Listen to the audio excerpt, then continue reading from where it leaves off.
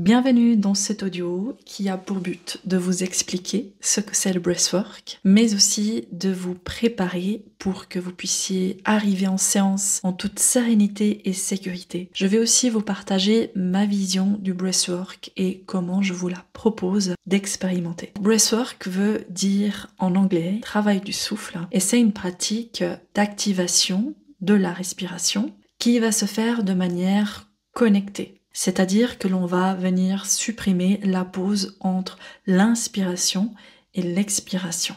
Ma vision du breathwork, après avoir beaucoup expérimenté différents courants, je reviens à quelque chose de basique et essentiel, c'est pourquoi on utilise, pourquoi je souhaite en tout cas proposer cet outil. Le but, ce n'est pas de venir amplifier des capacités. Le but, ce n'est pas de venir chercher des réponses. Tout cela, ce sont des projections de notre personnage qui cherche encore un outil, une pratique miracle pour venir créer un pansement, une résistance à ce qui est. Ma proposition avec ce merveilleux outil qui est le breathwork, c'est de simplement venir avec une intention d'abandon et de confiance en ce qui est, plutôt que de venir avec des projections, des attentes particulières. Bien sûr que vous pouvez et vous devez mettre une intention de fond et de faire confiance au processus, à votre corps, à votre inconscient, à votre sagesse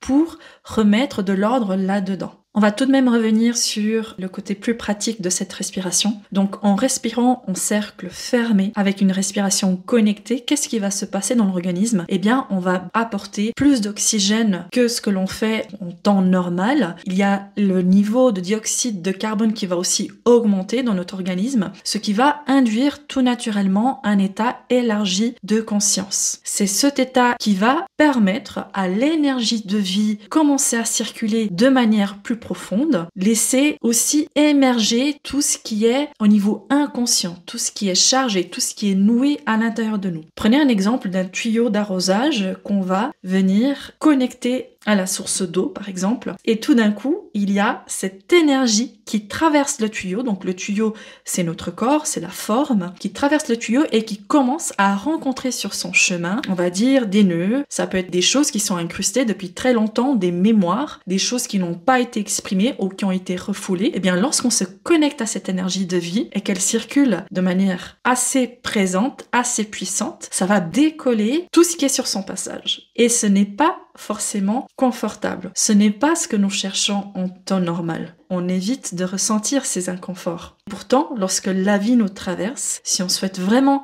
être pleinement incarné sans être dans la résistance de ce qui est, nous devons apprendre à laisser circuler l'information, laisser circuler l'énergie, les émotions, les pensées, les ressentis, sans pour autant s'identifier. Ce n'est pas pour venir ajouter des capacités nouvelles, plus.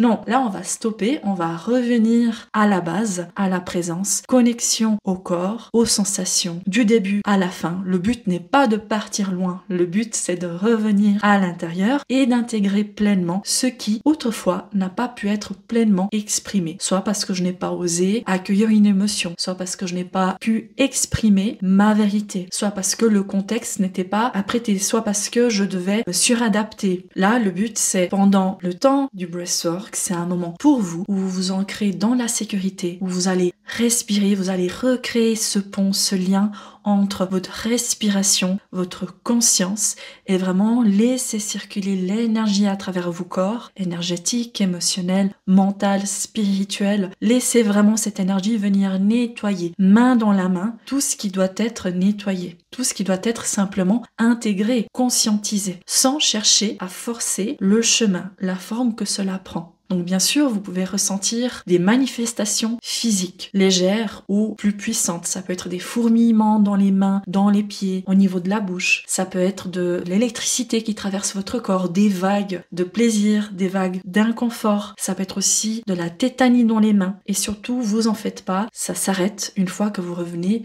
avec une respiration naturelle. Au niveau des autres manifestations qui peuvent se produire, ça peut être plutôt au niveau de la conscience. Donc ça peut être voir des images, toucher à des états extatiques de joie, de paix, de sérénité. Ça peut être aussi des émotions qui vous traversent, de colère, de peur, de tristesse. Ça peut être du plaisir.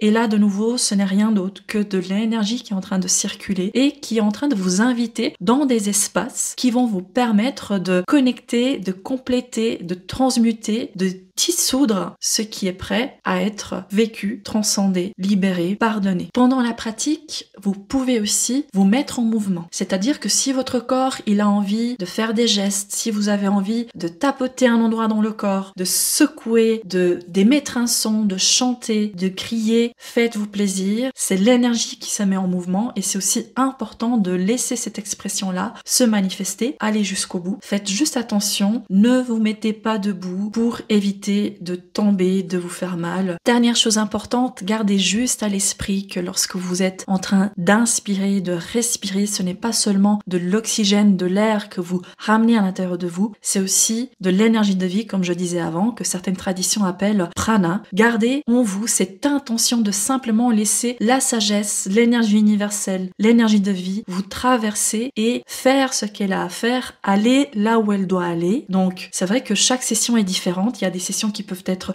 intenses, d'autres qui peuvent être plus douces, d'autres qui peuvent être révélatrices. On ne choisit pas. On se rend simplement à l'évidence qu'il y a quelque chose de plus grand qui sait ce qui est le mieux pour nous. Et même lorsqu'on a l'impression que rien ne se passe, il y a déjà quelque chose qui est en train de s'opérer à l'intérieur de nous. Je vous invite à prendre du plaisir et surtout, je me réjouis de partager ce moment avec vous. À très vite.